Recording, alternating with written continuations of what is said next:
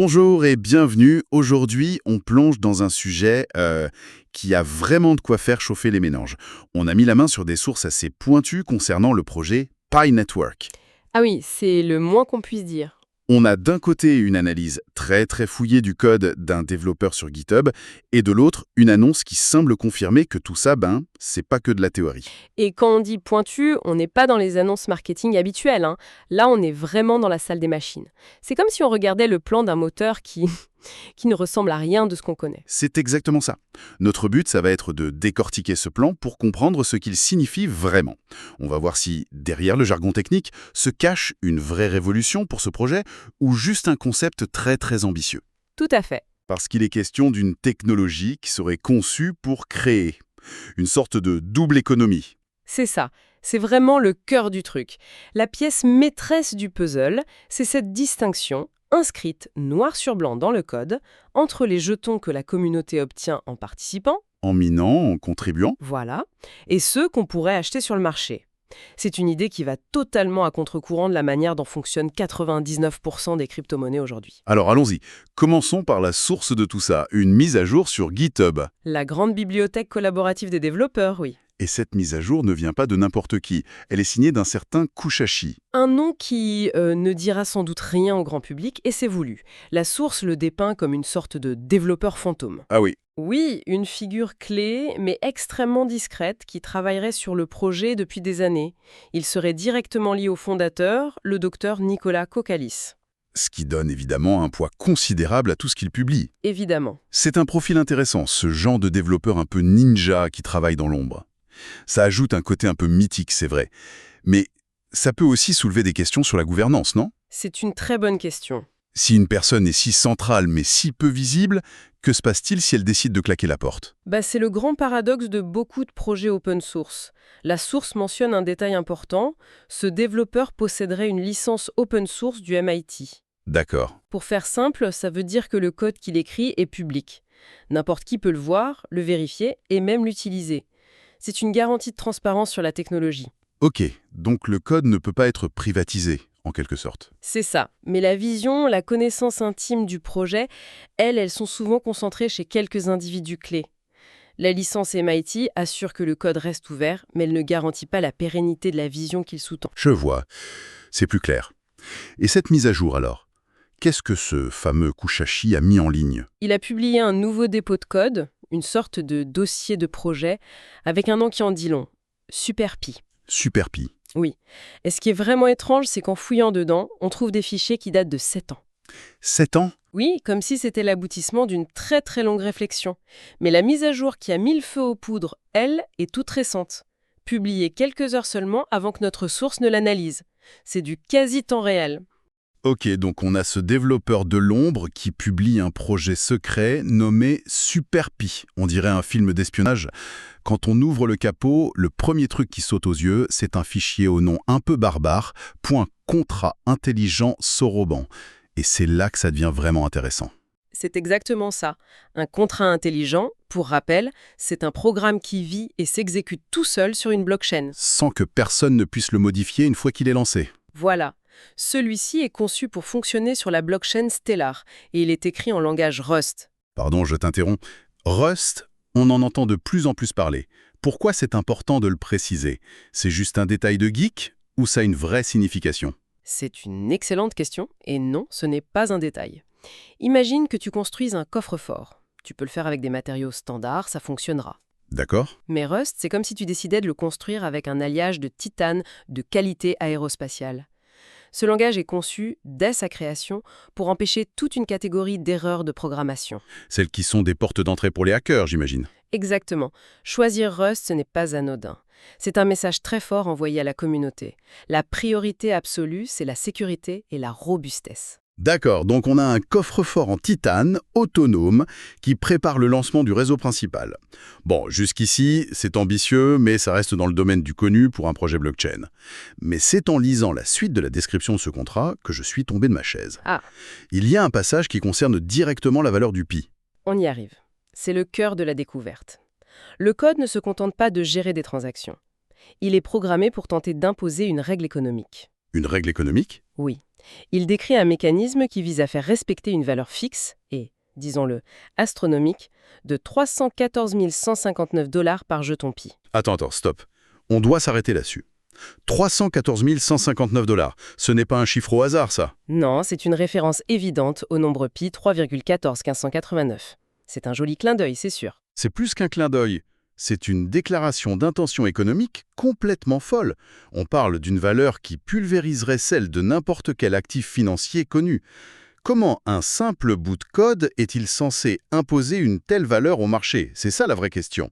C'est là que toute l'ingénierie du système se révèle. Le contrat ne dit pas « 1 pi vaut ce prix ». Il dit « Je n'accepterai et ne validerai les transactions à cette valeur que si les pi en question proviennent de sources que je considère comme légitimes. » Le code se transforme en douanier, en fait. C'est une bonne image, oui. Un douanier très strict. Et quelles sont ces sources légitimes? Quels sont les pi qui ont le bon passeport? Alors, la documentation du code est très précise. Il y a 3 canaux, et seulement 3. D'accord. Premièrement, le minage par les utilisateurs. C'est la base, la récompense pour avoir participé au réseau depuis le début. Deuxièmement, les récompenses de contribution. Ça inclut les bonus de parrainage, mais aussi les futures récompenses pour ceux qui opéreront des nœuds de validation. Et le troisième? Et troisièmement, les transferts de pair à pair, P2P, entre les portefeuilles des pionniers. En gros, les échanges en sein même de la communauté. C'est là que je bloque un peu. Le système peut tracer l'origine des jetons minés, ça je peux le concevoir, c'est l'essence même d'une blockchain. Oui. Mais comment fait-il la différence entre un transfert P2P légitime entre deux amis et un jeton qui vient d'être acheté sur une plateforme d'échange et transféré sur un portefeuille privé? La frontière me semble techniquement très floue. Un pi, c'est un pi, non? Tu mets le doigt sur le défi technique majeur. La source n'entre pas dans les détails de l'implémentation, mais on peut imaginer un système de coloration des jetons ou de traçage de leur lignée. Une sorte d'ADN numérique? C'est ça, un ADN qui raconte son histoire. Si à un moment de son histoire, il est passé par une adresse connue comme étant celle d'une plateforme d'échange, il est marqué. Il est contaminé en quelque sorte. On pourrait dire ça. Et le code est très explicite sur ce qu'il advient de ces pi marqués. Et donc que se passe-t-il? Ils sont rejetés.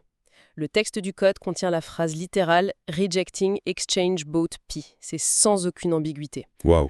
Le contrat intelligent est programmé pour refuser de traiter ces jetons dans son écosystème à haute valeur. On crée donc bien ce fameux double système. D'un côté, le pi des pionniers, celui qui a été gagné, qui a le droit de circuler dans cette économie protégée. Et de l'autre, Le pi des échanges, celui qui a été acheté, qui est traité comme un actif spéculatif extérieur et qui n'a pas accès au même statut. c'est vertigineux. Ce n'est donc pas juste une question de prix, c'est une véritable philosophie économique gravée dans le marbre numérique. On dirait un club privé, avec un droit d'entrée très particulier. C'est ça. Il ne s'achète pas avec de l'argent, mais avec du temps et de la participation. Et si j'ai bien lu la source, les règles de ce club ne s'arrêtent pas là. Effectivement, le contrat définit tout un code de conduite pour l'écosystème. C'est là qu'on sort de la finance pour entrer dans la gouvernance. C'est-à-dire? Par exemple, une fonctionnalité est nommée anti-jeu. Le système serait conçu pour identifier et rejeter automatiquement toute transaction liée à des applications de jeux d'argent, de casino, de paris. De loterie aussi, j'ai vu. Exactement. Le contrat intelligent devient un modérateur de contenu économique. C'est un peu Big Brother, non? Une blockchain avec une conscience morale, ça va un peu à l'encontre de l'idée de neutralité technologique qu'on associe souvent à cet univers. C'est toute la question philosophique que ça soulève. Est-ce encore de la décentralisation si le protocole lui-même impose des choix éthiques? Ou est-ce une nouvelle forme de contrôle? Non pas exercée par une entreprise ou un gouvernement, mais par le code lui-même, qui a été écrit par les fondateurs. La loi est censée être la même pour tous, mais qui a écrit la loi? Le débat est ouvert, et il y a d'autres règles de ce genre. Oui, une autre est baptisée « Zéro crime ». Le document est plus vague, mais mentionne des concepts comme la sécurité quantique ou des sceaux éternels pour prévenir les activités illicites. D'accord. Et surtout, il y a une fonction qui a de quoi faire frémir gelé. La preuve du fondateur, ou founder proof. La preuve du fondateur, qu'est-ce que c'est? Ce serait un mécanisme ultime qui permettrait à l'équipe fondatrice de geler des fonds, ou même de les restituer en cas de manipulation de marché avérée ou de violation grave des règles. Waouh! C'est un bouton d'urgence en fait. D'un côté, ça peut rassurer en offrant un filet de sécurité contre les fraudes massives, Certainement. mais de l'autre, ça donne un pouvoir immense aux fondateurs. Ça aussi, c'est assez loin de l'image d'une décentralisation totale où personne n'a le contrôle. Exactement. Si on assemble toutes les pièces, le pis des pionniers valorisé, le rejet de la spéculation, les règles moraux et ce fameux bouton d'urgence, le portrait qui se dessine est celui d'un écosystème numérique clos, ultra contrôlé et sécurisé. Un système qui récompense explicitement la loyauté et la contribution à long terme. Voilà, la source qualifie cette approche de méritocratique, une idée qui serait au cœur du projet depuis le début. La technologie n'est plus un outil neutre, elle est l'instrument qui forge et impose une vision économique et sociale bien définie. C'est une vision fascinante sur le papier. Un manifeste, une utopie codée. Mais ça pourrait très bien être qu'un concept, une expérience de pensée dans le garage d'un développeur. Tout à fait. La question à $1 million, ou plutôt à 314 159 $, c'est: est-ce que quelqu'un a branché la prise? Est-ce que cette machine est en train de tourner quelque part? Et c'est là qu'intervient la deuxième partie de nos sources qui connecte cette théorie à une pratique bien réelle. Une information, jugée crédible par l'auteur, provient d'un compte sur les réseaux sociaux nommé P-Core Group. Picor Group, d'accord. Et cette annonce affirme que ces fameux contrats intelligents sont d'ores et déjà actifs et en cours de test sur le Testnet 2. Testnet 2. Explique-nous ce que ça veut dire avec une image simple. Si le réseau principal, le mainnet, c'est la première d'une pièce de théâtre devant le public, le testnet, c'est quoi? C'est une excellente analogie. Le mainnet, c'est la grande première. Le premier testnet, qu'on pourrait appeler testnet 1, c'est la répétition générale. Sur scène, avec les acteurs, mais sans les spectateurs. Exactement. On s'assure que tout le monde connaît son texte, que les enchaînements fonctionnent. Le testnet 2, c'est l'étape encore avant. C'est la répétition technique. Ah, d'accord. On teste les éclairages, les micros, les changements de décor. On s'assure que toute l'infrastructure est parfaitement fonctionnelle et robuste avant même de faire monter les acteurs principaux sur scène. Donc le fait que ce système soit déployé sur Testnet 2, ça signifie qu'on n'est plus au stade du plan sur papier. Non, plus du tout. L'infrastructure est en cours de rodage intensif dans des conditions quasi réelles. Mais qu'est-ce qui nous dit que ce compte Picor Group est fiable? N'importe qui peut créer un compte et annoncer n'importe quoi. C'est une méfiance saine. La crédibilité, selon la source, vient d'un fait précis. Le compte Twitter officiel du docteur Nicolas Kokkalis, le fondateur en personne. Oui, Qui a déjà, par le passé, partagé ou retweeté des publications venant de ce même compte Picor Group. ah d'accord. Pour la communauté, c'est un signal très fort. Ça suggère un lien direct ou à tout le moins une validation implicite de la part de l'équipe centrale du projet. Ça donne à cette annonce un statut quasi officiel. D'accord. Et cette progression vers le Testnet 2 et d'autres indices, ça a même poussé l'auteur de la source à se risquer à une prédiction sur le calendrier. Oui, et il faut vraiment insister sur le fait que c'est une spéculation, pas une information officielle. Bien sûr. En se basant sur ce rythme de développement et sur d'autres annonces, comme la mise en place imminente du système de récompense pour les validateurs de nœuds, D'accord. l'auteur extrapole et avance une date possible pour le lancement complet du réseau principal ouvert, 2026. 2026. C'est une lecture des signaux, une tentative de connecter les points.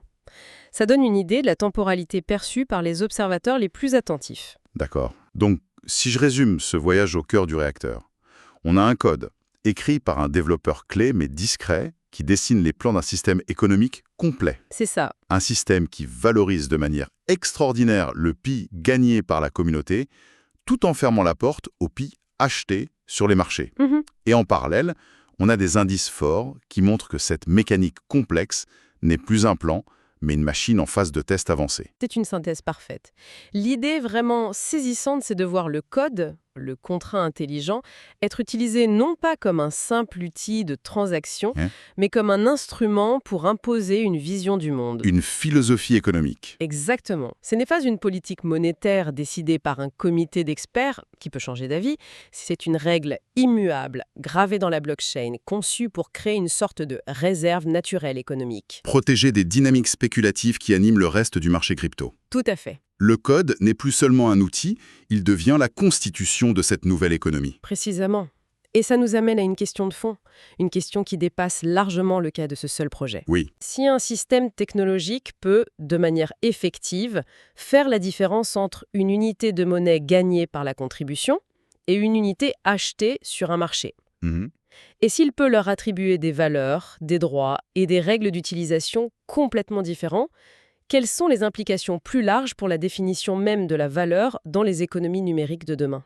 C'est une bonne question. Ce modèle, qui lie la valeur d'un actif non pas à son prix instantané, mais à son histoire, à la manière dont il a été acquis, pourrait-il un jour s'appliquer à d'autres choses, d'autres types d'actifs numériques, voire au-delà? C'est une piste de réflexion absolument vertigineuse.